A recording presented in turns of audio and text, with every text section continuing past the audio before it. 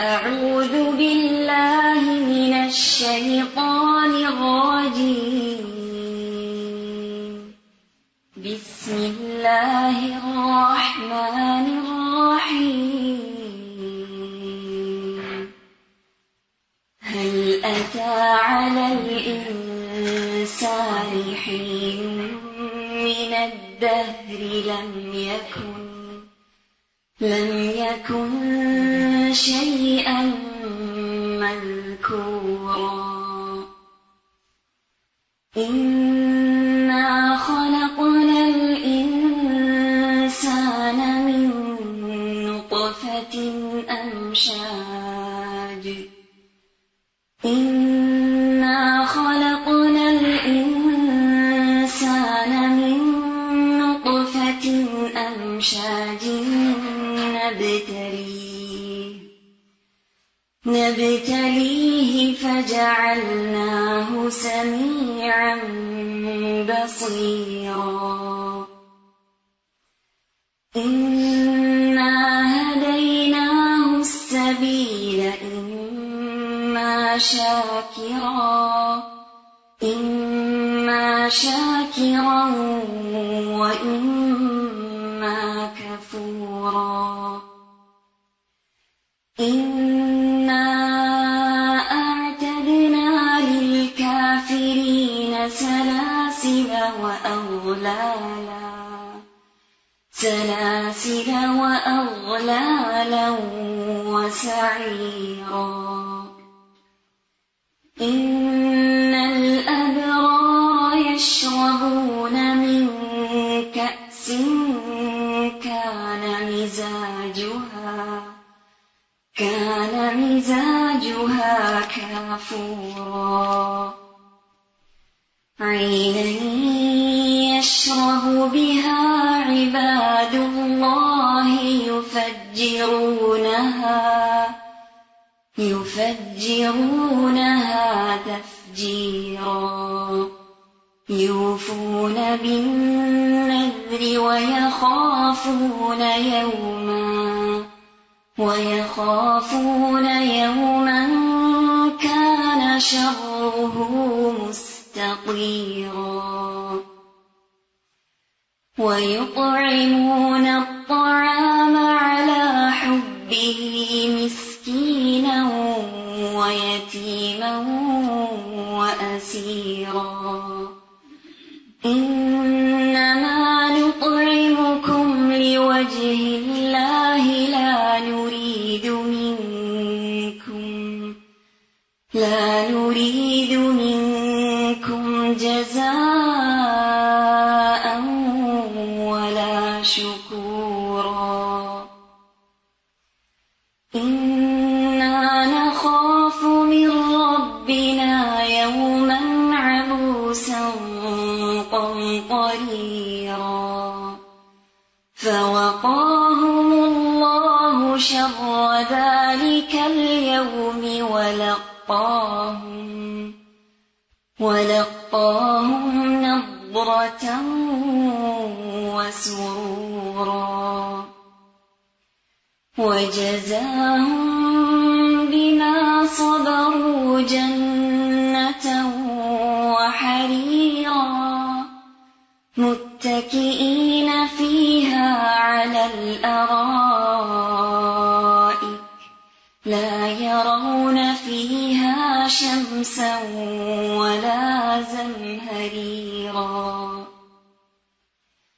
ودانية عليهم ظلالها وذللت قطوفها تذليلا. ويطاف عليهم بآنية من فضة وأكواب كانت قوارير من فضة قدروها تقديرا. ويسقون فيها كأسا كان مزاجها زنجبيلا. جبيلا عينا فيها تسمى سلسبيلا ويطوف عليهم ولدان مخلدون إذا رأيتهم حسبتهم لؤلؤا منثورا وإذا رأيت ثم رأيت نعيما وملكا كبيرا عاليهم ثياب سندس خضر وإستبرق وحلوا أساور من فضة وسقاهم ربهم شرابا طهورا إن هذا كان لكم جزاء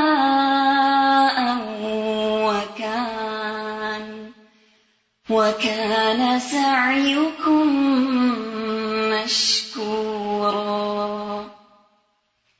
إنا نحن نزلنا عليك القرآن تنزيلا فاصبر لحكم ربك ولا تطع منهم آثما أو كفورا واذكر اسم ربك بكرة وأصيلا ومن الليل فاسجد له وسبحه ليلا طويلا إن هؤلاء يحبون العاجلة ويذرون وراءهم يوما ثقيلا نحن خلقناهم وشددنا أسرهم وإذا شئنا بدلنا أمثالهم تبديلا إن هذه تذكرة فمن شاء اتخذ إلى ربه سبيلا وما تشاءون إلا أن يشاء الله إن الله كان عليما حكيما يدخل من يشاء في رحمته والظالمين أعد لهم عذابا أليما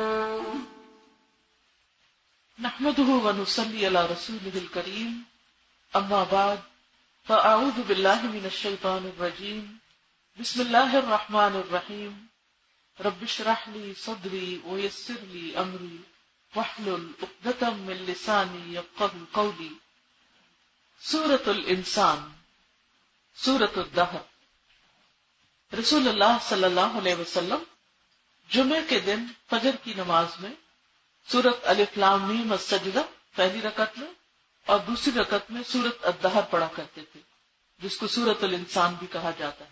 تو اس سے آپ اس کی اہمیت کا اندازہ لگا سکتے ہیں کہ یہ ایک ریگولر ریمائنڈر تھا ویکلی۔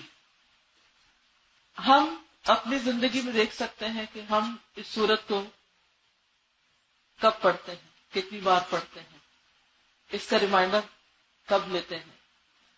تو آج یہ تھوڑا سا مختصر سا اس کا معنی اور اس کی تھوڑی سی وضاحت آپ کے سامنے رکھوں گی، اس سے آپ اندازہ لگا سکتے ہیں کہ اس کو بار بار پڑھنا کیوں ضروری ہے۔ اعوذ باللہ من الشیطان الرجیم بسم اللہ الرحمن الرحیم هل اتى على الانسان حين من الدهر لم یکن شیئا مذکورا، یقیناً انسان پر زمانے کا ایک وقت ایسا بھی گزرا ہے جب وہ کوئی قابل ذکر چیز نہ تھا۔ بے شک ہم نے انسان کو ملے جلے نطفے سے امتحان کے لیے پیدا کیا اور اس کو سننے والا دیکھنے والا بنایا، ہم نے اسے راستہ دکھایا، اب خواہ وہ شکر گزار بنے یا ناشکرا بنے۔ یقیناً ہم نے کافروں کے لیے زنجیریں اور توق اور شعلوں والی آگ تیار کر رکھی ہے، بے شک نیک لوگ وہ جام پیئیں گے جس میں کافور کی آمیزش ہوگی، جو ایک چشمہ ہے جس سے اللہ کے بندے پیئیں گے اور اس کی نہریں جدھر چاہیں گے نکال لے جائیں گے۔ جو نظر پوری کرتے ہیں اور اس دن سے ڈرتے ہیں جس کی برائی چاروں طرف پھیل جانے والی ہے، اور اللہ تعالیٰ کی محبت میں کھلاتے ہیں مسکین، یتیم اور قیدیوں کو، ہم تو تمہیں صرف اللہ تعالیٰ کی رضامندی کے لیے کھلاتے ہیں، نہ ہم تم سے کوئی بدلہ چاہتے ہیں نہ شکریہ چاہتے ہیں، بے شک ہم اپنے رب سے اس دن کا خوف کرتے ہیں جو اداسی اور سختی والا دن ہوگا۔ بس انہیں اللہ نے اس دن کی برائی سے بچا لیا اور انہیں تازگی اور خوشی پہنچائی، اور انہیں ان کے صبر کے بدلے جنت اور ریشمی لباس عطا فرمائے۔ یہ وہاں تختوں پر تکیے لگائے ہوئے بیٹھیں گے، نہ وہاں آفتاب کی گرمی دیکھیں گے نہ جاڑے کی ٹھنڈک۔ ان جنتوں کے سائے ان پر جھکے ہوئے ہوں گے اور ان کے میوے اور گچھے نیچے لٹکائے ہوئے ہوں گے، اور ان پر چاندی کے برتنوں اور ان جاموں کا دور کرایا جائے گا جو شیشے کے ہوں گے، شیشے بھی چاندی کے جن کو ساقی نے اندازے سے ناپ رکھا ہوگا، اور انہیں وہاں وہ جام پلائے جائیں گے جن کی آمیزش زمجبیل کی ہوگی، جنت کی ایک نہر جس کا نام سلسبیل ہے، اور ان کے گرد گھومتے پھرتے ہوں گے وہ کمسن بچے جو ہمیشہ رہنے والے ہیں۔ جب تم انہیں دیکھو تو سمجھو کہ وہ بکھرے ہوئے سچے موتی ہیں۔ تم وہاں جہاں بھی نظر ڈالو گے سراسر نعمتیں اور عظیم الشان سلطنت ہی دیکھو گے۔ ان کے جسموں پر سبز باریک اور موٹے ریشم کے کپڑے ہوں گے، اور انہیں چاندی کے کنگن کا زیور پہنایا جائے گا، اور انہیں ان کا رب صاف پاک شراب پلائے گا۔ کہا جائے گا یہ ہے تمہارے اعمال کا بدلہ اور تمہاری کوشش کی قدر کی گئی۔ بے شک ہم نے آپ پر بتدریج قرآن نازل کیا تو آپ اپنے رب کے حکم پر قائم رہیں اور ان میں سے کسی گناہگار یا ناشکرے کا کہنا نہ مانیں، اور اپنے رب کا نام صبح و شام یاد کریں، اور رات کے وقت اس کے سامنے سجدے کریں اور بہت رات تک اس کی تسبیح کریں۔ بے شک یہ لوگ جلدی ملنے والی دنیا کو چاہتے ہیں اور اپنے پیچھے ایک بڑے بھاری دن کو چھوڑ دیتے ہیں۔ ہم نے انہیں پیدا کیا اور ہم نے ہی ان کے جوڑ اور بندھن مضبوط کیے، اور ہم جب چاہیں ان کے عوض ان جیسے اوروں کو بدل لائیں۔ یقیناً یہ تو ایک نصیحت ہے، جو چاہے اپنے رب کی راہ لے، اور تم نہ چاہو گے مگر یہ کہ اللہ ہی چاہے، اور اللہ تعالیٰ حکمت والا علم والا ہے۔ جسے چاہے اپنی رحمت میں داخل کر لے، اور ظالموں کے لیے اس نے دردناک عذاب تیار کر رکھا ہے۔ یہ ہے سورۃ الدہر۔ سورۃ الدہر میں دراصل انسان کی زندگی کے سفر کے بارے میں بتایا گیا ہے کہ انسان کچھ نہ تھا، پھر اللہ نے انسان کو پیدا کیا، پھر اس کے بعد وہ اللہ تعالیٰ سے جا کے ملاقات کرے گا ایک ایسے دن میں جو بہت سختی والا ہوگا، اور پھر اس کے بعد اس کا ٹھکانہ اگر نیک ہے تو جنتوں کی شکل میں ہوگا۔ اس صورت میں جہنم کا ذکر بہت کم ہے اور زیادہ تر ذکر جنت کی نعمتوں کا ہے، اور پھر وہ اوصاف یا وہ کام بھی بتا دیے گئے ہیں جن کی بنا پر انسان جنت کا مستحق ہوگا۔ تو اللہ تعالیٰ فرماتے ہیں یقیناً گزرا ہے انسان پر ایک وقت زمانے میں جب کوئی قابل ذکر چیز نہ تھا۔ جب تک بچہ پیدا نہیں ہو جاتا اس کی کوئی شناخت نہیں ہوتی، جب پیدا ہوتا ہے تو پھر ہم کہتے ہیں یہ میری بیٹی ہے، یہ میرا بیٹا ہے، اور پھر اس کا نام رکھا جاتا ہے، پھر اس کے بہت سے رشتے وجود میں آ جاتے ہیں، پھر وہ بڑا ہوتا ہے، پھر وہ اپنی پیاری پیاری حرکتوں سے سب کا دل جیت لیتا ہے، پھر کچھ جوان ہوتا ہے، پھر جوانی کے کچھ تقاضے ہوتے ہیں، پھر بڑھاپے کی طرف جاتا ہے۔ کچھ لوگ دنیا میں بہت محنت کر کے کچھ نام کما لیتے ہیں، کچھ ایسے ہی آتے ہیں حیوانوں کی طرح زندگی بسر کر کے دنیا سے چلے جاتے ہیں۔ تو بہرحال انسان، ہم میں سے ہر ایک انسان اس دنیا میں جو آیا ہے اس کی واپسی کا بھی ایک سفر ہے. لیکن انسان کو پیدا کیوں کیا؟ تو اگلی آیت میں اس کا مقصد بتا دیا گیا. انا خلقنا الانسان من نطفۃ، ہم نے انسان کو ایک نطفے سے پیدا کیا. اور نطفہ بھی کیا؟ مرد اور عورت کا ملا جلا. اور کس لیے پیدا کیا؟ نبتلی ہی، کہ ہم اس کو آزما کے دیکھیں. یعنی بنیادی طور پر اس دنیا میں ہم میں سے ہر ایک کو ٹیسٹ کیا جا رہا ہے، اور اس ٹیسٹ کے بعد ہر ایک کو دیکھا جا رہا ہے کہ کون کہاں جانے کو ڈیزرو کرتا ہے، کس کو جنت میں جانا چاہیے اور کس کو جنت میں نہیں جانا چاہیے. اور اس امتحان کے لیے اللہ تعالیٰ نے انسان کو سننے والا اور دیکھنے والا بنایا ہے. یعنی کان اور آنکھیں دی تاکہ انسان علم حاصل کرے، مشاہدہ کرے، اچھے برے کے فرق کو جانے، پہچانے، اور اس کے مطابق اپنی زندگی کا یہ سفر طے کرے اور اس امتحان میں کامیاب ہو سکے. اور صرف یہ نہیں کہ کان اور آنکھیں دی، سوچنے سمجھنے کی صلاحیت دی، بلکہ انا ہدیناہ السبیل، ہم نے اس کو راستہ بھی دکھا دیا. یعنی سیدھا راستہ، صراط مستقیم، انبیاء کے ذریعے، صالحین کے ذریعے. اور پھر اس سے کیا چاہا؟ اما شاکرا و اما کفورا، خواہ وہ شکر گزار بنے یا ناشکرا بنے. یعنی یہ ہم میں سے ہر ایک کا جو امتحان لیا جا رہا ہے یا جو ہمیں ٹیسٹ کیا جا رہا ہے، وہ ٹیسٹ ہے اس چیز میں کہ ہم شکر گزار ہیں یا نہیں. شکر گزار کون ہوتا ہے؟ شکر گزار وہ ہوتا ہے جو اللہ تعالیٰ کی نعمتوں کو پہچانتا ہے اور پھر ان کا حق ادا کرتا ہے. جو نعمت کو پہچانتا ہے، نعمت دینے والے کو پہچانتا ہے، اور یہ جانتا ہے کہ اس نعمت کو استعمال کیسے کرنا ہے، اور استعمال کر کے نعمت دینے والے سے راضی بھی ہو جاتا ہے. جو شخص نعمت کو ہی نہیں پہچانتا وہ نعمت کا حق ادا نہیں کر سکتا. جو نعمت دینے والے کو نہیں پہچانتا، یعنی اپنے رب کو نہیں پہچانتا، وہ بھی شکر گزار نہیں ہو سکتا.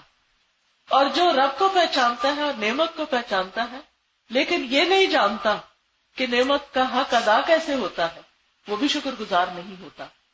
تو ہم میں سے ہر ایک کو یہ دیکھنا ہے، اپنے آپ کو دیکھنا ہے کہ کیا میں شکر گزار ہوں یا نہیں.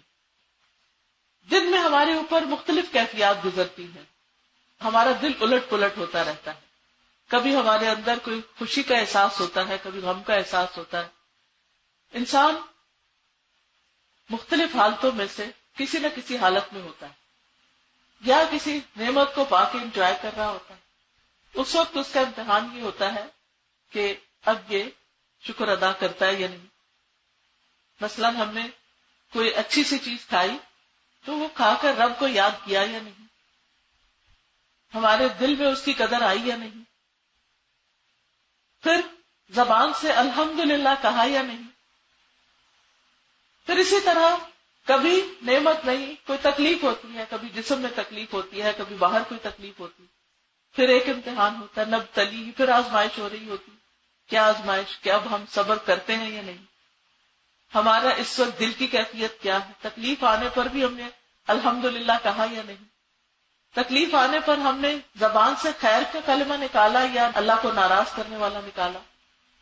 کیا ہم نے تکلیف آنے پر اپنے رویے کو پازیٹو رکھا یا ہم نے اس پر ایسا واویلا کیا کہ اپنے آپ کو بھی پریشان کیا اور باقی سب کو بھی.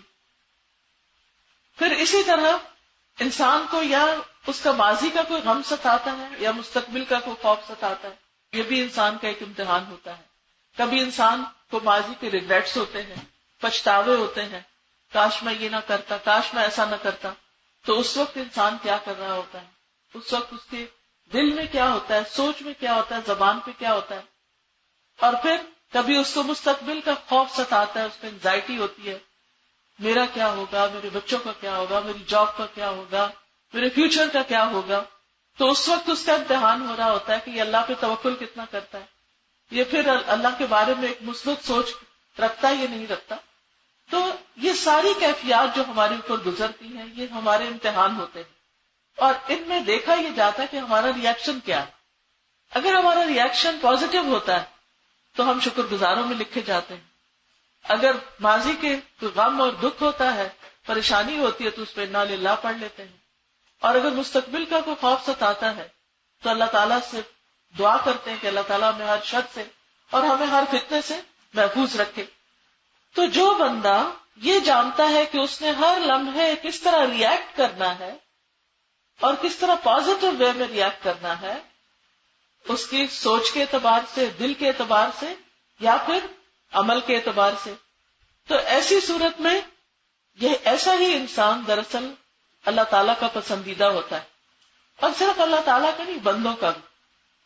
یعنی جو بندہ تکلیف آنے پر شکوے شکایتیں کرنے کی بجائے اس تکلیف کو دور کرنے کی کوشش کرتا ہے، اور اسی طرح جب انسان خوشی ملنے پر اپنے رب کو سب سے پہلے یاد کرتا ہے، اس نعمت میں دوسروں کو شریک کرتا ہے، وہ خوشیوں کو صرف اکیلا ہی انجوائے نہیں کرتا بلکہ دوسروں کے ساتھ بھی، تو یہ جو انسان کے رویے ہیں یہی اس کو یا شکر گزار بناتے ہیں یا ناشکرا بناتے ہیں.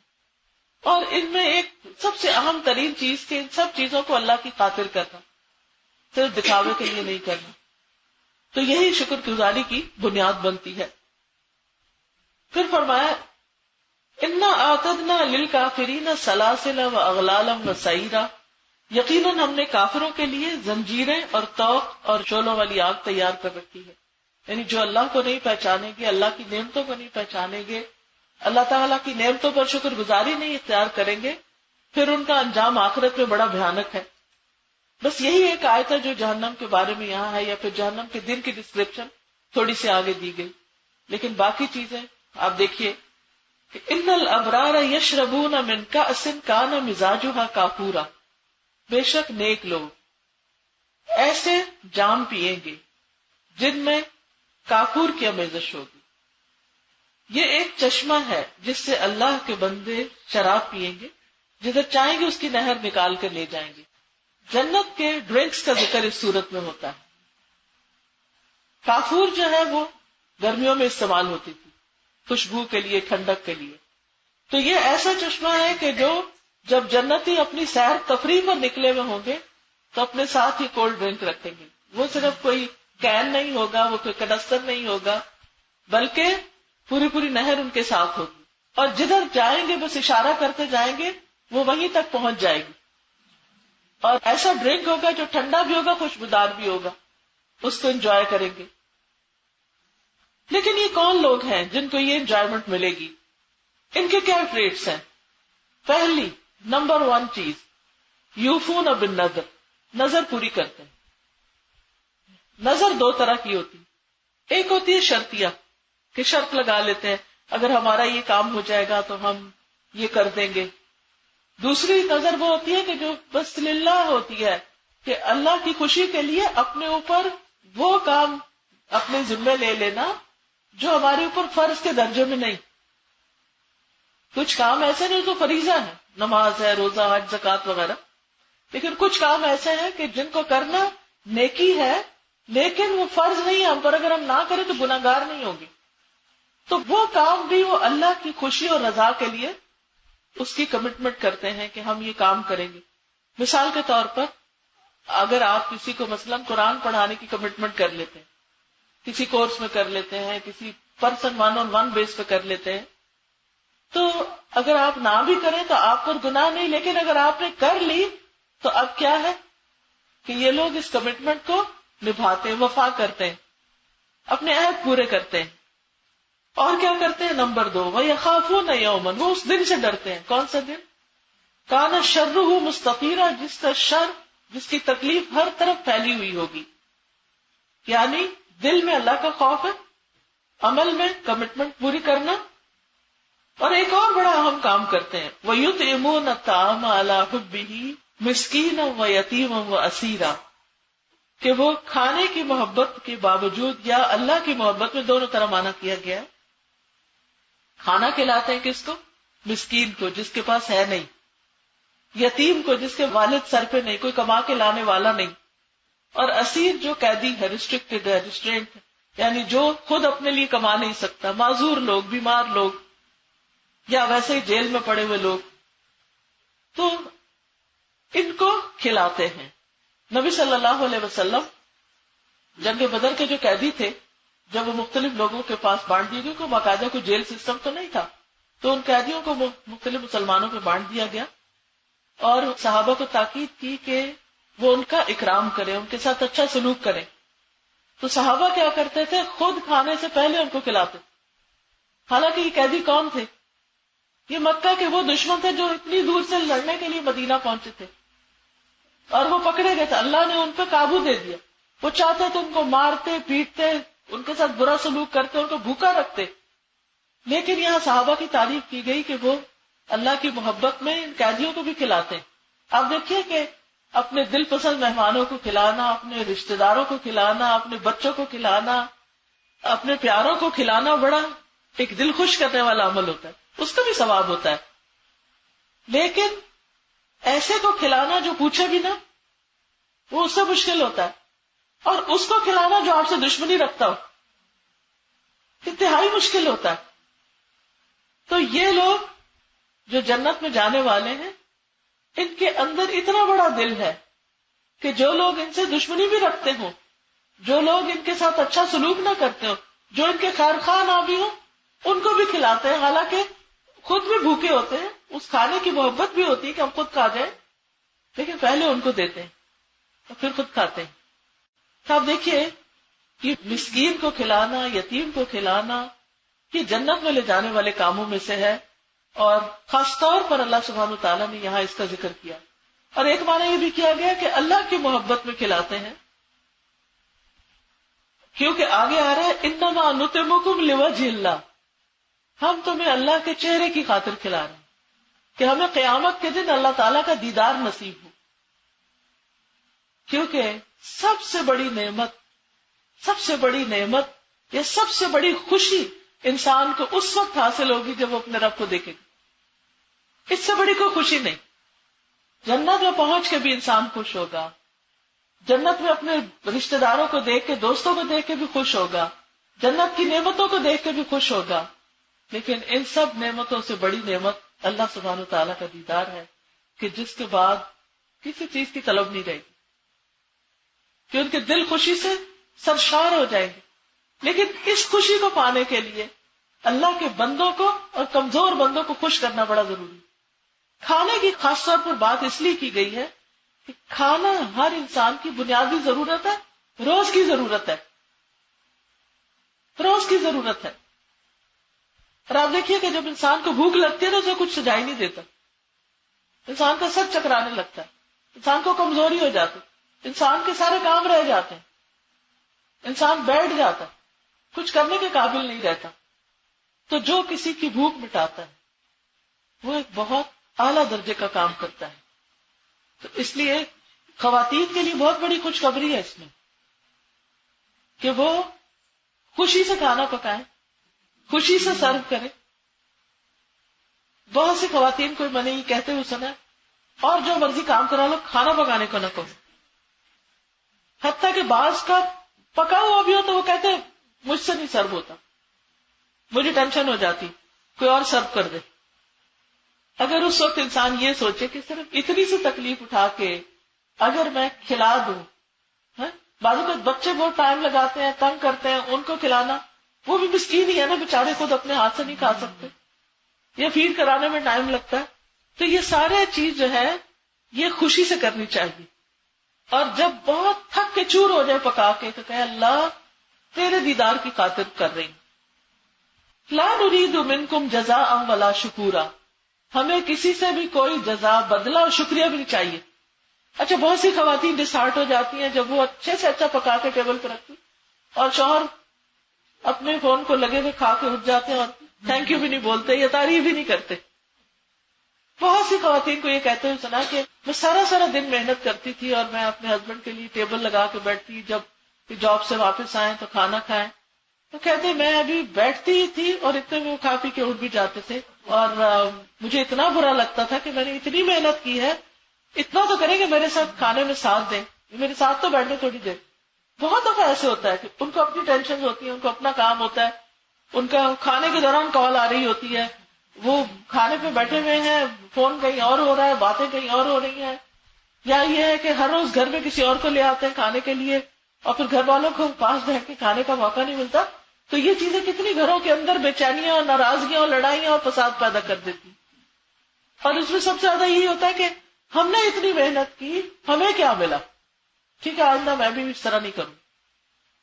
نہیں, جب انسان کو ایک بڑا ہدف مل جاتا ہے, ایک بڑا ٹارگٹ مل جاتا ہے, زیادہ بڑی نعمت مل جاتی ہے, تو انسان ان چیزوں کو بھول جاتا ہے اور پرواہ بھی نہیں کرتا. پھر جب وہ دل پہ چوٹ لگتی ہے, یعنی جب آپ نے کسی کے لیے اتنا کچھ کیا اور اس نے شکریہ تک بھی نہیں کہا, دعا بھی نہیں دی, کوئی بدلہ بھی نہیں دیا, آپ کو بھی کبھی نہیں بلایا کھانے پہ, تو پھر اس وقت انسان کے دل پہ ایک چوٹ لگتی ہے. پھر انسان کے آنسو بھی آ جاتے ہیں نا, میں نے اس کے لیے اتنا کیا, اس نے میرے ساتھ کیا کیا. اس وقت جیسے اللہ تعالیٰ یاد آتے ہیں اور جو دعا میں لذت آتی ہے وہ اس کے بغیر نہیں آتی. جب ہم اچھا کریں اور کوئی ہمارے ساتھ اچھا نہ کرے تو پھر وہ روتے ہوئے یا دکھی دل کے ساتھ, بلیڈنگ ہارٹ کے ساتھ جب آپ اللہ تعالیٰ سے دعا کرتے ہیں کہ اللہ اس کا بدلہ مجھے تجھ سے چاہیے, مجھے انسانوں کے لیے کچھ نہیں کرنا, تو یہ چیزیں دراصل ہماری زندگی میں ایک امتحان ہوتی ہے. ان کی وجہ سے اپنی نیکی اور خیر کو نہ روکے. بعض اوقات ایسے ہوتا ہے کہ آپ اپنے غریب رشتہ داروں کو ریگولرلی سال ہر سال آپ ان کو راشن ڈلوا کے دے رہے ہیں, آپ ان کو کھلا رہے ہیں, آپ ان کی بیسک ضرورتیں پوری کر رہے ہیں, اور وہ جہاں بیٹھتے ہیں آپ کی بدخویاں شروع کر دیتے, برائیاں شروع کر دیتے. اس وقت بھی بڑی چوٹ لگتی. تو اس وقت کیا کہا کریں, انما نطعمکم لوجہ اللہ لا نرید منکم جزاء ولا شکورا. ہمیں بندوں سے بدلہ نہیں چاہیے, ہمیں لوگوں سے شکریہ نہیں چاہیے. انا نخاف من ربنا, ہمیں تو اپنے رب سے ڈر لگتا ہے, اس سے خوف کھاتے ہیں. یومن, کہ وہ دن, ابوسن, جو بہت تیوری چڑھائے ہوئے, یعنی بڑا بہت کٹھن دن ہوگا. قمطریرا, بہت سختی, اداسی اور سختی والا دن ہوگا, طویل دن ہوگا. یعنی اس دن انسان اداس بھی ہوگا, انسان پریشان حال بھی ہوگا. اس دن کی تیاری آج کرنی, اور اس تکلیف کو دور کرنے کے لیے آج کی تکلیف برداشت کر لینی. وَلِرَبِّكَ فَاصْبِرْ, اپنے رب کے لیے صبر کرتے ہوئے. تو آپ دیکھیے کہ جب بھی انسان ہرٹ ہوتا ہے نا, تو اس کا مقابلہ بھی انسان اگر اسمائل کے ساتھ کر لیتا ہے یا خیر اور بھلائی کے ساتھ کر لیتا ہے, تو وہی چیز انسان کے لیے اس دن کی خوشیوں کا باعث بن جائے گی. فَوَقَاهُمُ اللَّهُ شَرَّ ذَلِكَ الْيَوْمِ, تو اللہ نے ان کو اس دن کے شر سے بچا لیا. ڈن, بچ گئے, فیصلہ ہو گیا. ماضی کا سیگا استعمال ہو رہا ہے, بچا لیا. یعنی جب مستقبل کی بات ماضی کے سیگے میں ہو رہی ہو, پاسٹ میں ہو رہی ہو, تو اس کا مطلب ہے کنفرمڈ بات ہے. سمجھ, ہم جیسے کہتے ہیں نا, سمجھو ہو گیا, ڈن, یعنی ڈیل پکی ہو گئی. اب اس میں کوئی شک کی بات نہیں کہ ایسا ہی ہوگا. فَوَقَاهُمُ اللَّهُ شَرَّ ذَلِكَ الْيَوْمِ وَلَقَّاهُمْ نَضْرَةً وَسُرُورًا, اور اس دن انہیں تازگی اور خوشی پہنچائی. یعنی تر و تازگی اور خوشی ان کو آ ملے گی, ان پہ ڈال دی جائے گی. یعنی خوش ہو جائیں گے وہ, ان کے چہرے اداس نہیں ہوں گے, ان کے چہرے تر و تازہ ہوں گے. وَجَزَاهُمْ بِمَا صَبَرُوا جَنَّةً وَحَرِيرًا, اور ان کے صبر کا بدلہ انہیں جنت اور ریشم کی شکل میں ملے گا. جنتوں میں بسائے جائیں گے, ریشمی لباس پہنائے جائیں گے. متکئین علی الارائک, وہ اپنے کاؤچز پر تکیے لگائے ہوئے, ٹیک لگائے ہوئے, ریلیکسنگ انداز میں بیٹھے ہوئے ہوں گے. لا یرون فیہا شمسا ولا زمہریرا, نہ ہی سورج کی تپش ہوگی اور نہ ہی سردیوں کی جاڑے کی ٹھنڈک ہوگی. درمیانہ موسم, بہار جیسا موسم ہوگا. نہ تو دھوپ کی تیز لو ستائے گی ان کو, اور نہ ہی جب بادل آ جاتے اور سردی سخت پڑتی ہے تو وہ سردیوں کی ٹھنڈک بھی ان کو نہیں ستائے گی. خوشگوار موسم, ٹھنڈی ٹھنڈی روشنی جو آنکھوں کو بھی تیز نہ لگی. جنت کا جو ویدر ہوگا وہ یعنی کہ معتدل ہوگا. تو اس جیسی راحت دنیا میں کوئی ہے ہی نہیں. آپ جتنے چاہیں انتظام کر لیں, لیکن کچھ چیزیں ہمارے کنٹرول میں نہیں ہیں.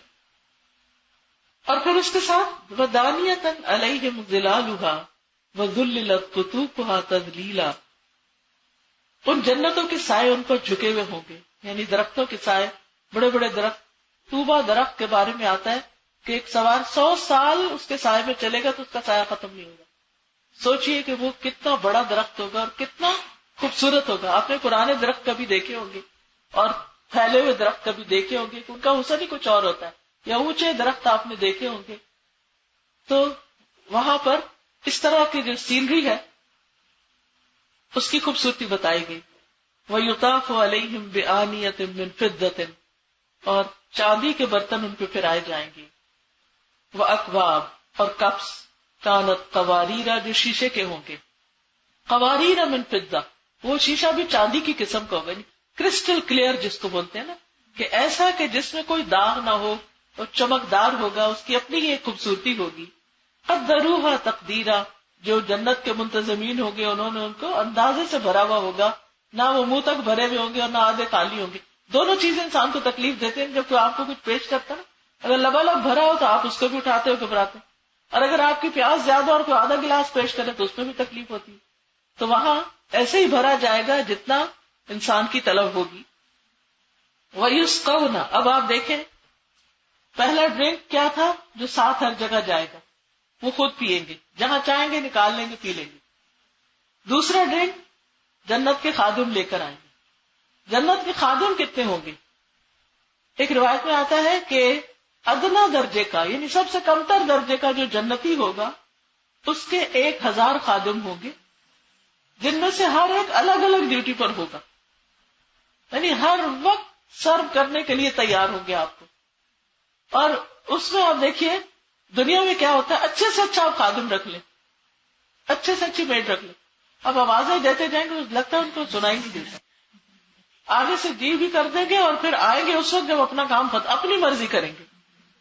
لیکن یہاں جنت کے خادم دوڑتے پھر رہے ہوں گے، آگے پیچھے ہو رہے ہوں گے، کیا چاہیے، یعنی ایسی زبردست سروس ہوگی. وَيُسْقَوْنَ كَأْسًا كَانَ مِزَاجُهَا زَنْجَبِيلًا، ایسا ڈرنک پہ لائے جائیں گے، ایسے جام پہ لائے جائیں گے جس میں سوٹ کی، جنجر کی آمیزش ہوگی. وہ کولڈ ڈرنک تھا اور یہ ہاٹ ڈرنک ہے، ان دونوں میں فرق ہے. اس میں خوشبو ہے کافور کی، یہاں خوشبو ہے زنجبیل کی. عربوں کے ہاں یہی 2 ڈرنک زیادہ مشہور. جب بھی آپ دیکھیں کعبے کے اندر زعفران کبھی ڈالتے، کبھی کوئی خوشبو ڈالتے، تو یہ پیش کیے جائیں گے کپس کے اندر. کیونکہ ہاٹ ڈرنک بہت زیادہ نہیں پیا جاتا، اس کی ٹھنڈے کی ڈرنک کی نہر ہے، اور یہ کپس میں دیا جا رہا ہے، یہ بھی تھوڑا سا فرق ہے. عَيْنًا فِيهَا تُسَمَّى سَلْسَبِيلًا، اس کا چشمہ ہوگا، اس کی نہر نہیں، اس کا چشمہ ہے جس کا نام سلسبیل ہے. حضرت عبد الرحمن بن عوف نے ایک دفعہ حضرت عائشہ رضی اللہ تعالی عنہا کے لیے کوئی گفٹ بھیجا. نبی صلی اللہ علیہ وسلم کی وفات کے بعد حضرت عبد الرحمن بن عوف جو ایک مالدار صحابی تھے، انہوں نے ذمہ لیا ہوا تھا ازواج مطہرات کے سالانہ خرچ کا اور ان کی ضروریات پوری کرنے کا. تو حضرت عائشہ جواب میں ان کو دعا دے کے بھیجتی کہ اللہ تعالیٰ عبد الرحمن بن عوف کو سلسبیل سے پانی پلائے. وَيَطُوفُ عَلَيْهِمْ وِلْدَانٌ مُخَلَّدُونَ، یہ سروس دینے والے کون ہوں گے؟ ولدان، بچے ہوں گے، یعنی بہت بوڑھے یا اولڈ سروینٹس نہیں ہوں گے، بلکہ ینگ بچے ہوں گے، ینگ لاٹ ہوگی. مخلدون، جو ہمیشہ بچے ہی رہیں گے، یعنی بڑے نہیں ہوں گے. آپ دیکھیے کہ آپ کتنا بھی اچھا ایکٹیو قسم کا سروینٹ کوئی لے آئے، کچھ عرصے کے بعد بیمار ہو جائے گا، کچھ عرصے کے بعد بوڑھا ہو جائے گا. دنیا میں 100 مسئلے ان کے چلتے تھے، آرام بھی ملتا ہے ان سے، لیکن ان کے ساتھ مسائل بھی بہت سارے ہوتے ہیں. یہاں آپ کے اوپر نوکروں کی کوئی ٹینشن نہیں ہوگی کہ کوئی حاضر ہوا نہیں ہوا، وہ آج بیمار ہو گیا، وہ آج چھٹی کر گیا، آج وہ نہیں، کچھ بھی نہیں. اور پھر اذا رأیتہم حسبتہم لؤلؤا منثورا، دیکھنے کا منظر بھی بڑا حسین ہوگا. جب تم انہیں دیکھو گے تو دیکھو گے کہ وہ بکھرے ہوئے موتی ہیں. کیا سین ہوگا. کبھی آپ کی کوئی تسبیح ٹوٹ کے گری ہو تو آپ نے دیکھا ہوگا وہ اچھلتے ہوئے موتی جو ہیں کتنا حسین منظر پیش کرتے ہیں. تو اسی طرح جنت کے جو وہ ہوں گے سروس، وہ بھاگتے پھر رہے ہوں گے چمکدار ڈریسز میں، یعنی انہی کو دیکھ کے دل خوش ہو جائے گا. وَإِذَا رَأَيْتَ ثَمَّ رَأَيْتَ نَعِيمًا وَمُلْكًا كَبِيرًا، تو تم جدھر بھی نظر ڈالو گے، جہاں دیکھو گے، اوپر دیکھو گے، نیچے دیکھو گے، دائیں دیکھو گے، بائیں دیکھو گے، نعمتیں ہی نعمتیں نظر آئیں گی، اور بہت بڑی بادشاہت، بہت بڑی بادشاہت. آپ دیکھیے کہ دنیا میں کیا ہوتا ہے کہ عام طور پر جب ہم کسی مثلا پارٹی وغیرہ میں جاتے ہیں تو مختلف طرح کے لوگوں نے کپڑے پہنے ہوتے ہیں، ان کو دیکھ کے ہم خوش ہو رہے ہوتے ہیں، مختلف طرح کے زیور پہنے ہوئے ہوتے ہیں، سارے کوئی بند سور کے آتا ہے، جگہ کو ڈیکوریٹ کیا جاتا ہے، دلہن کو ڈیکوریٹ کیا جاتا ہے، جس مناسبت سے پارٹی ہوتی ہے یا کچھ. لیکن یہ کبھی نہیں ہوا کہ آپ جائیں تو ہر چیز پرفیکٹ. کبھی واش روم آپ کو اچھا نہیں ملے گا وہاں، کبھی آپ کو پلیٹس ٹھیک نہیں ملیں گی، کبھی آپ کو کہیں چھت پہ کوئی چیز گندی نظر آ جائے گی، کبھی کوئی کارپیٹ سے اسمیل اٹھ رہی ہوگی. یعنی کچھ نہ کچھ وہاں ایسا ضرور ہوتا ہے کہ جس سے انسان کی خوشی جو ہے یا کسی کی کوئی بات آپ کو ہرٹ کر جائے گی، یا کوئی آپ کے اوپر کوئی تبصرہ کر جائے گا آپ کے لباس پہ یا آپ کے جسم پہ، یا کوئی آپ کو نصیحت کر جائے گا ایسی، یا ساری خوشی جو ہے وہ غارت ہو جائے گی. یعنی دنیا میں کوئی خوشی صاف شفاف نہیں ہوتی، اس میں کچھ نہ کچھ اس کو خراب کرنے والی چیز آ جاتی. لیکن جنت میں ہر طرف نعمتیں ہی نعمتیں اور بادشاہتی کا سامان ہوگا، اور پھر ان کے جسموں پر سبز باریک اور موٹے ریشم کے کپڑے ہوں گے، انہیں چاندی کے کنگن کا زیور پہنایا جائے. برتن بھی چاندی کے ہیں، کنگن بھی چاندی کے، اور گرین اور جو سلور کلر ہے اس کی تو آپس میں کمبینیشن ہی آپ دیکھیں کس قدر خوبصورت ہے. جنت میں ہمیشہ ایک طرح کا ڈریس نہیں ہوگا اور ایک طرح کے زیورات نہیں ہوں گے، بلکہ اس میں بہت ورائٹی ہوگی. پھر وَلِمَنْ خَافَ مَقَامَ رَبِّهِ جَنَّتَانِ سورۃ الرحمن میں آتا ہے، جو اپنے رب سے ڈرتا ہے اس کے لیے دو طرح کے باغ. ایک باغ ہے جس میں ہر چیز سونے کی ہے، دوسرا باغ جس میں ہر چیز چاندی کی ہے. انسان کبھی کہیں جا رہا ہے، کبھی کہیں جا رہا ہے، کبھی کچھ پہن رہا ہے، کبھی کچھ کھا رہا ہے، کبھی یعنی وہاں زندگی صرف اور صرف انجوائمنٹ ہوگی، اور کسی قسم کا کوئی اس کا بل پے نہیں کرنا، کسی قسم کا وری نہیں کرنا. دنیا میں تو ذرا سا اوپر نیچے پر ہو جاتا ہے تو انسان کو فکر ہوتی ہے کہ اب میں یہ پورا کہاں سے کروں گا، یا پھر ڈر لگتا ہے کہ اسراف نہ ہو جائے، اللہ تعالیٰ ناراض نہ ہو جائے. لیکن وہاں پر ایسی کوئی پریشانی نہیں ہوگی، صرف نعمتوں کو انجوائے کرنا ہی زندگی کا مقصد ہوگا. اور تیسرے درجے پہ ڈرنک، وَسَقَاهُمْ رَبُّهُمْ شَرَابًا طَهُورًا، ان کا رب ان کو پاکیزہ شراب پلائے. اب یہ رب خود پلائے گا. 3 درجے ہو گئے.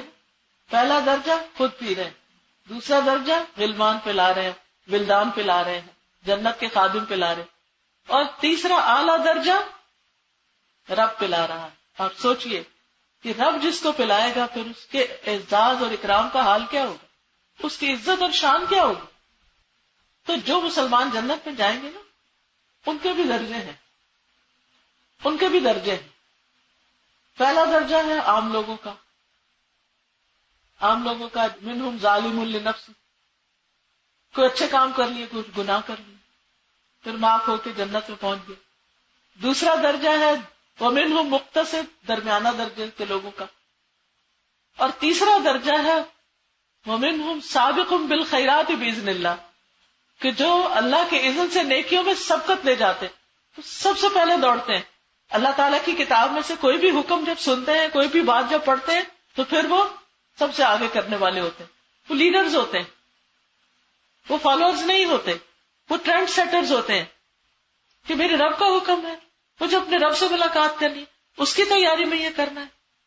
کسی بھی چاہے وہ نماز کا حکم ہو، چاہے کھانا کھلانے کا ہو، چاہے کوئی بھی ہو، ان کو اس بات کی ہرس رہتی ہے کہ اچھا ان کے کام اس چیز پہ لگے رہتے ہیں، اچھا نیکی کا اور کون سا موقع ہے، اور کیا کر سکتی، اور کیا کر سکتی، اور کیا کر سکتی. تو جو انسان سابق بالخیرات ہوتا ہے، نیکیوں میں دوڑ لگاتا ہے، اس کے لیے پھر جنت میں بھی اعلیٰ درجے کی ٹریٹمنٹ ہوگی. ان کا رب ان کو پلائے گا. اللہ تعالیٰ فرمائے گا ان ھذا کان لکم جزاء، بے شک یہ تمہارا بدلہ ہے. یہ ایسے مفت میں نہیں مل رہا، یہ تم نے کچھ کیا ہے. وکان سعیکم مشکورا، اور تمہاری کوشش جو ہے وہ قابل قدر ٹھہری. جنتی جو ہیں وہ دنیا میں سستی کے مارے زندگی بسر نہیں کرتے، بیکار اپنا دن ضائع نہیں کرتے. اور اس میں آپ دیکھیے کہ اگر ہمارے پاس کچھ بھی کام کرنے کا نہ ہو، کوئی کھانا بھی کوئی اور پکا رہا ہے، لانڈری بھی کوئی اور کر رہا ہے، گھر کے بھی سارے ہر چیز کے لیے آپ کے پاس میڈ سرونٹس وغیرہ موجود ہے، آپ کے اوپر کوئی ذمہ داری نہیں، تو آپ اپنی زندگی کو اور بہت سے کاموں میں لگا سکتے. اور اگر باہر نکلنے کا کوئی چانس نہیں تو ذکر کی کثرت کر سکتے، جو سونے چاندی کے پہاڑ خرچ کرنے سے بہتر. یعنی اللہ تعالیٰ کی تسبیح، سبحان اللہ و بحمدہ، استغفر اللہ، اللہم صلی وسلم وبارک علی نبینا محمد، لا الہ الا انت سبحانک انی کنت من الظالمین، لا حول ولا قوة الا باللہ العلی العظیم، سبحان اللہ والحمد للہ ولا الہ الا اللہ واللہ اکبر، پھر لا الہ الا اللہ وحدہ لا شریک لہ لہ الملک ولہ الحمد وہو علی کل شیء قدیر. تو ان سارے اذکار کی اگر آپ پابندی کریں تو بے شمار نیکیاں آپ جمع کر سکتے. اور ایون اگر آپ پہ بہت سے اور بھی کام ہیں تو نہلے پہ دہلا آپ کام بھی کر رہے ہیں، خدمت خلق بھی کر رہے ہیں، اور ساتھ اللہ کا ذکر بھی کر رہے ہیں. تو یہ دنیا کا وقت کمائی کرنے کا وقت ہے، کچھ کرنے کا وقت ہے. اور یہاں کہا جا رہا ہے تمہاری کوشش، بھاگ دوڑ جو تم اسٹرگل کر رہے تھے، کسی کی آپ عیادت کے لیے جا رہے ہیں، کسی کو آپ کھانا دینے کے لیے جا رہے ہیں، کسی کو آپ کسی کی اور طرح سے مدد کرنے کو جا رہے ہیں، گھر میں بیمار ہیں، بزرگ ماں باپ یا ساس سسر بیمار ہیں، ان کی خدمت کر رہے ہیں، ان کی ٹیک کیئر کر رہے ہیں. اور پھر اس کے بعد یہ کہ عام مسلمانوں کی کارروائی کر رہے ہیں، تعلیم دینے کا کام کر رہے ہیں، ان کو سکھا رہے ہیں، خود سیکھنے کے لیے جا رہے ہیں. یعنی یہ ساری چیزیں انسان سے اسٹرگل مانگتے. تو دیکھا یہ جائے گا کہ تمہاری زندگی میں بھاگ دوڑ کتنی تھی، محنت کتنی تھی، کوشش کتنی تھی. تو ہم نے سے ہر شخص کو اپنی زندگی کو آرگنائز کرنا چاہیے، دیکھنا چاہیے فرائض کتنے پورے ہو گئے، پھر یہ کہ نوافل میں کیا کیا چیز ہے. کیونکہ کوئی چیز بندے کو اللہ سبحانہ تعالیٰ کا اتنا قرب عطا نہیں کرتی جتنا فرائض کی ادائیگی. سب سے زیادہ جس چیز سے بندہ اللہ کے قریب ہوتا ہے وہ فرائض ہوتے ہیں. پھر وہ قرب حاصل کرتا رہتا ہے اور نوافل ادا کرتا ہے. نوافل کے ذریعے وہ اللہ تعالیٰ کے اور قریب بڑھتا چلا جاتا ہے. تو اس لیے ہمیں فارغ نہیں رہنا چاہیے، لیزینس کا شکار نہیں ہونا چاہیے، کسی چیز کو ایکسکیوز نہیں بنانا چاہیے. یہ زندگی کی ساری چیزیں چلتی رہتی، ساری چیزیں آتی اور چلی جاتی. کبھی بیماری آتی پھر وہ چلی جاتی ہے، کبھی بچے چھوٹے ہوتے ہیں پھر بڑے ہو جاتے ہیں، کبھی گھر میں کوئی مسئلے مسائل کھڑے ہو. ان چیزوں کو ایکسکیوز نہ بنائیں. جو آپ نے کرنا ہے، جو آپ نے اپنی گول سیٹنگ کی ہوئی ہے وہ ضرور کر لیں. مثلا اس رمضان میں ہم میں سے ہر ایک کو دیکھنا چاہیے کہ میں نے اگلے سال کے لیے کیا گول سیٹنگ کی. مثلا راتوں کو ہم نے عشاء کی نماز کے ساتھ کتنی تراویح پڑھی. کیا عام دنوں میں ہم کبھی سوچ سکتے ہیں کہ عشاء میں 2 نفل یا ایکسٹرا پڑھ لیں؟ تھکے ہارے ہوتے ہیں، ہم کہتے ہیں بس جلدی سے وقت ہو اور ہم نماز پڑھے اور سو جائیں. لیکن اگر اللہ کی توفیق سے رمضان میں ہمیں تراویح کا یا قیام کا ہمیں توفیق ہو گئی تو اب وہ جسم بھی عادی ہو چکا ہے اور روٹین بھی بن گئی ہے، سو کنٹینیو کریں. رات کے وقت جاگنے کی کوشش کریں. دنیا کے لیے تو ہم میں سے ہر ایک جاگ لیتا ہے، لیکن اللہ کے آگے کھڑے ہو کر وَسَبِّحُ لَيْلًا طَوِيلًا، رات کا ایک طویل حصہ نبی صلی اللہ علیہ وسلم کو قیام کا حکم دیا گیا. چلے ہم طویل نہ بھی کر سکے تو کچھ تو کریں. 30 دن اگر ہم نے روزے رکھ لیے اور ہم زندہ سلامت بچ نہیں، کیونکہ ہمیں اکثر یہ ہوتا ہے روزہ رکھ لیا تو پھر پتہ نہیں کیا ہو جائے، کیا قیامت آ جائے. اس روز کسی سے ملاقات ہوئی تو وہ بتا رہی تھی کہ جب سے انہوں نے ہوش سنبھالا ہے جوانی سے، انہوں نے کبھی منڈے تھرسڈے کا روزہ چھوڑا ہی نہیں. تو دیکھتی رہ گئی ان کا، یا اللہ یہ ہم سے کتنے آگے، اور ہم نے کبھی رکھا ہی نہیں. ہمارے یہاں یہ پاکستان کے کلچر میں روزہ ہے ہی نہیں، کبھی گرمیاں اور کبھی سردیاں اور کبھی یہ ہے اور کبھی وہ ہے. تو اگر ہم یہ 30 دن مئی کے مہینے کے روزے رکھ سکتے ہیں، مئی جون کے، اور پچھلے سالوں میں جون جولائی اگست کے بھی رکھے، تو کیوں نہ ہم اپنے ایک گول سیٹ کر لیں کہ ہم بھی انشاءاللہ کوشش کریں گے کہ یہ روزے رکھیں اور یہ نمازیں پڑھیں. اور اس جسم کو جو بھوک کا تھوڑا عادی ہو گیا ہے، یا اس جسم کو جو تھوڑا اوپر نیچے ہونے کا عادی ہو گیا، تھوڑا سا اور کنٹینیو کریں. تو کانا سائیوں کو مشکورا، یہ سائی میں ہے، یہ کوشش میں ہے.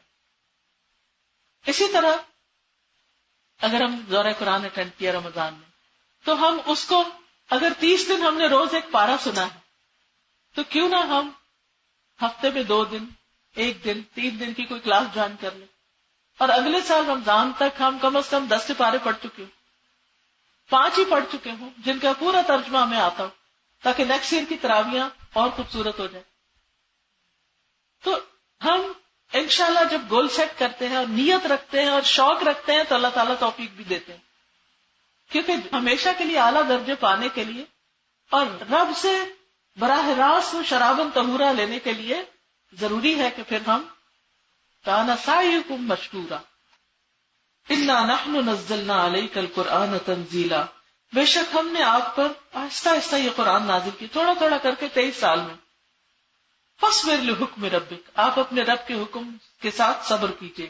ولا تطع منہم آثما او کفورا، ان میں سے کسی گناہگار اور ناشکرے کی بات نہ مانی.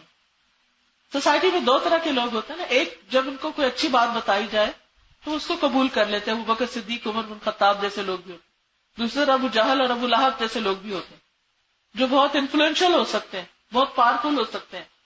تو انسان بعض اوقات جو لوگ عام طور پر فائنینشلی یا کسی اعتبار سے پاورفل ہوتے ہیں ان سے انفلوئنس ہو جاتا ہے. تو نبی صلی اللہ علیہ وسلم کو کہا جا رہا ہے کہ آپ اپنے رب کا پیغام پہنچاتے رہے اور ان کی بات آپ نے نہیں ماننی. ان کی باتوں کے جواب میں کیا کرنا ہے؟ وَاذْكُرِ اسْمَ رَبِّكَ بُكْرَةً وَأَصِيلًا، اپنے رب کا نام لیتے رہیں صبح اور شام. ساری بہنوں، دو اوقات جو ہے یہ ذکر کے لیے، اس کا ذکر قرآن مجید میں بھی آیا ہے اور احادیث میں بھی آیا ہے.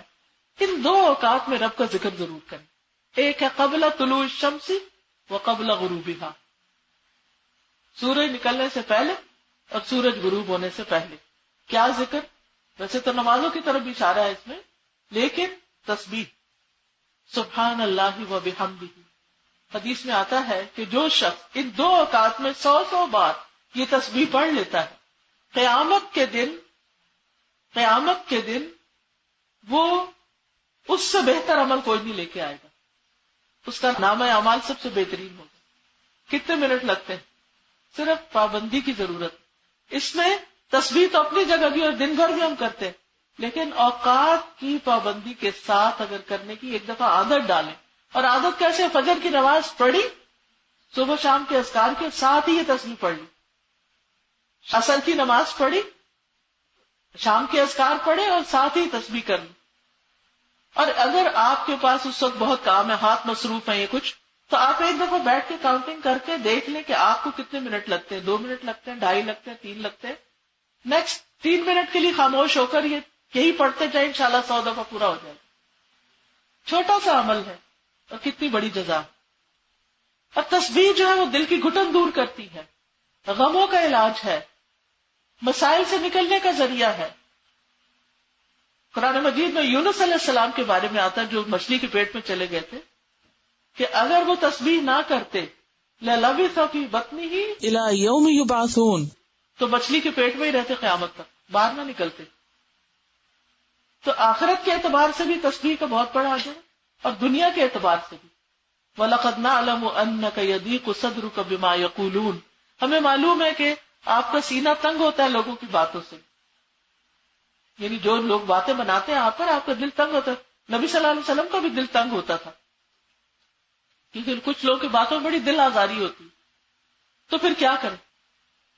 اس کا علاج قرآن مجید میں بتا دیا گیا. فَسَبِّحْ بِحَمْدِ رَبِّكَ، تو اپنے رب کی حمد کے ساتھ اس کی تسبیح بیان کریں اور پھر اس کے لیے سجدہ کریں. نہیں، نفل پڑھنا اور تسبیح کرنا دلوں کی تنگی کو دور کر دیتا. آج کتنے لوگ ہیں جو ڈپریشن کا شکار ہو جاتے ہیں، بے وجہ دل میں اداسی کا شکار ہو جاتے ہیں، فکر فاقے کا شکار ہو جاتے ہیں. ان سب چیزوں سے نجات کے لیے بھی، اور یہ پریشانیاں اتنی بار کا دل کو گھیر لیتی کہ چہرے پر اثر نظر آنے لگتے ہیں، چہرے پریشان ہو جاتے ہیں. تو اس کا علاج کیا ہے کہ انسان تسبیح کرتا رہے. تسبیح اس تنگی کو دور کر دے گی. پھر فرمایا وَمِنَ اللَّيْلِ، اور رات کے وقت اس کے سامنے سجدہ کرو اور بہت رات تک اس کی تسبیح کیا کرو. نبی صلی اللہ علیہ وسلم کے خادم کہتے ہیں کہ میں تھک جاتا تھا، لیکن نبی صلی اللہ علیہ وسلم جب رات کو سوتے تھے تو تسبیح کرتے رہتے تھے، تو اس تسبیح کی آواز وہ بھی سن رہے ہوتے تھے. اور اشارہ ہے تہجد کی طرف بھی. بے شک یہ لوگ جلدی ملنے والی دنیا کو چاہتے ہیں. ہم تسبیح کیوں نہیں کر پاتے؟ نوافل کیوں نہیں پڑھ سکتے؟ ہم دین کی تعلیم کیوں نہیں حاصل کر پاتے؟ کیونکہ دنیا کی محبت ہے ہمارے دل میں. دنیا نہیں ہمیں چھوڑتی. اس کو بھی خوش کر لیں، اس کو بھی خوش کر لیں، یہ بھی کر لیں، وہ بھی کر لیں. لہٰذا جو اصل فرائض کے درجے کے کام ہیں وہ چھٹ جاتے ہیں. اللہ تعالیٰ فرماتے ہیں وَيَذَرُونَ وَرَاءَهُمْ يَوْمًا ثَقِيلًا، اپنے پیچھے ایک بڑا بھاری دن چھوڑ دیتے ہیں، اس کو بھول جاتے ہیں. ہم نے انہیں پیدا کیا اور ہم نے ہی ان کے جوڑ اور بندھن مضبوط کیے. یہ جسم دیا کس نے؟ یہ جوڑ مضبوط پٹھوں اور رگوں سے کس نے کیے؟ اللہ نے کیے. تو کیا اسی کا شکر ادا نہیں کریں؟ کیونکہ یہ جو تسبیح ہے نا، یہ جوڑوں کا صدقہ بھی ہے. اور ہم جب چاہیں ان کے عوض ان جیسے اوروں کو بدل لائیں. اگر تم عبادت نہیں کرو گے، اللہ اور مخلوق پیدا کر دے گا، وہ اس کی عبادت کرے گی. یقیناً یہ تو ایک نصیحت ہے، بس جو چاہے اپنے رب کی راہ لے لے، اور تم نہ چاہو گے مگر یہ کہ اللہ ہی چاہے. بے شک اللہ علم اور حکمت والا ہے، جسے چاہے اپنی رحمت میں داخل کر لے. اور اللہ کی رحمت کیا ہے؟ اللہ کی جنت. اور ظالموں کے لیے اس نے دردناک عذاب تیار کر رکھا ہے. تو اللہ کی رحمت پانے کے لیے وَكَانَ سَعْيُكُمْ مَشْكُورًا، اس زندگی میں کوشش شرط ہے، بھاگ دوڑ شرط ہے، نیکی اور خیر کے کاموں کے لیے دوڑ لگانا شرط ہے.